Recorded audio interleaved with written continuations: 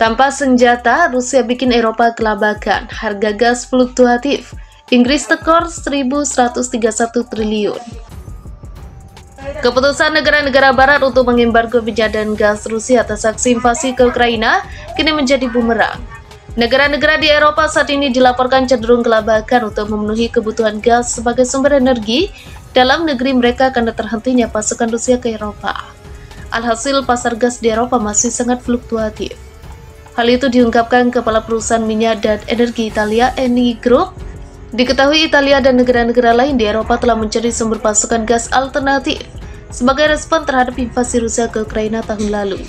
Berhentinya suplai gas bumi dari Rusia bahkan diakui menciptakan defisit besar bagi pemenuhan sumber energi negara di Eropa. Situasi energi dengan Rusia yang menciptakan kesenjangan sebesar 150-160 miliar meter kubik gas masih sangat fluktuatif, kata Descalzi pada konferensi pers terkait kebutuhan energi di Milan, Italia, Rabu.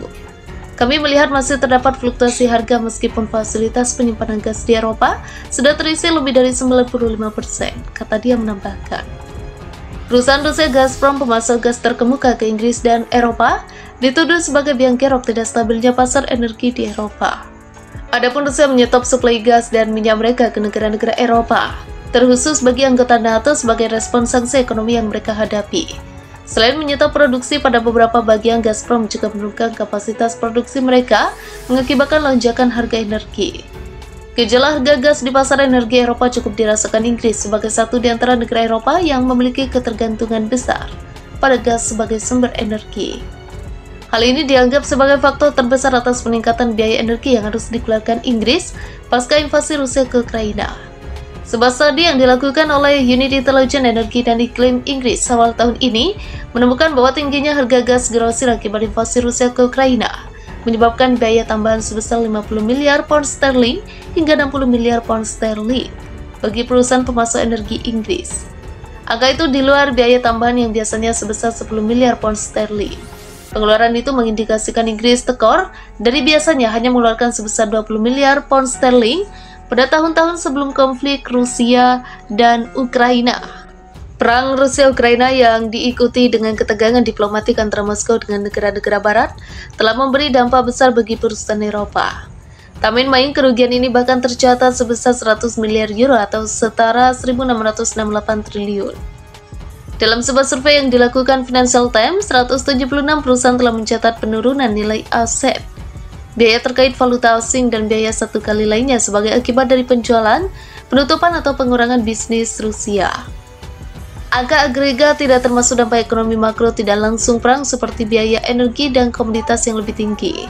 Perang juga memberikan dorongan keuntungan bagi kelompok minyak dan gas dan perusahaan pertahanan.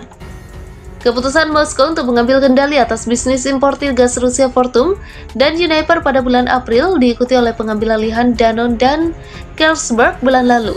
Sejauh ini perusahaan Eropa seperti Unicredit Italia, Raiffeisen Austria, Nestle Swiss, dan Unilever Inggris masih hadir di Rusia. Namun analis mengatakan resiko keberadaan mereka di negeri beruang putih sangatlah besar. Bahkan jika sebuah perusahaan kehilangan banyak uang meninggalkan Rusia, mereka yang tetap tinggal menghadapi resiko kerugian yang jauh lebih besar, kata Nabi Abdullayev, partner di konsultan strategis Control Risk. Ternyata cut and run adalah strategi terbaik bagi perusahaan untuk memutuskan apa yang harus dilakukan di awal perang. Semakin cepat Anda pergi, semakin rendah kerugian Anda. Biaya penarikan operasional terberat terkonsentrasi di beberapa sektor yang terimbas dari aturan pasca perang ini. Grup dengan penurunan nilai dan kerugian terbesar adalah grup minyak dan gas, di mana 3 perusahaan saja, BP, Shell, dan Total Energies melaporkan kerugian gabungan sebesar 40,6 miliar euro. Kerugian tersebut jauh melebihi harga minyak dan gas yang lebih tinggi, yang membantu kelompok-kelompok ini melaporkan keuntungan agregat sekitar 95 miliar euro tahun lalu. Selain minyak dan gas, perusahaan penyedia utilitas terpukul langsung sebesar 14,7 miliar euro. Sementara perusahaan industri termasuk membuat mobil mengalami pukulan 13,6 miliar euro. Perusahaan keuangan termasuk bank, perusahaan asuransi, dan perusahaan investasi telah mencatat 17,5 miliar euro dalam penurunan nilai dan biaya lainnya.